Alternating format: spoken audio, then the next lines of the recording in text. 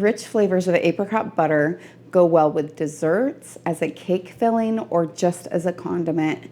Really fun to have this in your pantry. I'll start by washing my apricots to remove any residual spray that could be on them. Then I'll pit them and cut them in half, and I need to puree 6 cups worth.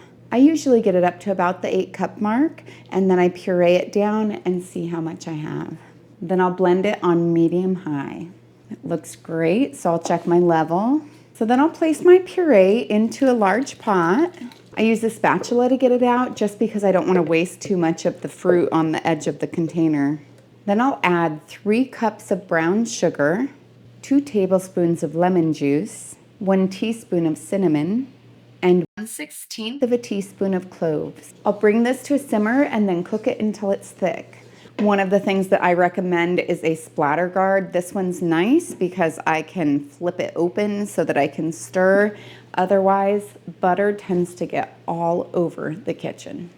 Now I'll fill up my half-pint jars to 1/4 of an inch of headspace, which is the space from the top of the food to the top of the jar. And you can see it's nice and thick now. It's got those really warm flavorings in it. This would be really good over some spice cake, especially served warm like it is right now. Now I'll use a clean, damp cloth to wipe off the rim of my jars so that if anything got on the edge, that it won't interfere with the seal. I'll place on my lids and rings until they're fingertip tight. I'm using Superb Canning Lids, which is an American-made company. I actually really like their lids. They have this blue squishy seal that just does such a great job adhering to the jars. They say that they stay sealed up to 36 months as opposed to 18 months, which you find with your other lids. I have both a link and a 20% off coupon code in the description below. Now I'll place these in the boiling water bath, submerged by 1 to 2 inches of water, and I'll process them for 10 minutes if I'm at sea level. I'm at 1,200 feet, so I'll process them for 15. But I won't start my timer until after it starts to boil. Now that the timer has gone off, I'll remove the lid, turn off the heat, and let it cool for 5 minutes. I place my jars on a heat-resistant surface about 1 to 2 inches apart so that they can cool down quickly. I'll leave them there for 24 hours so that they can get a good seal.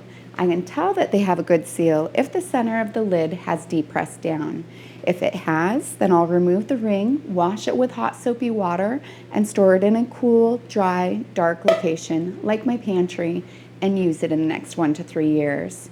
If for some reason one of them didn't seal, I would put it in the refrigerator and use it right away. So for the taste tester, nice and smooth, a really nice strong cinnamon flavor, and then you can taste those cloves in the background.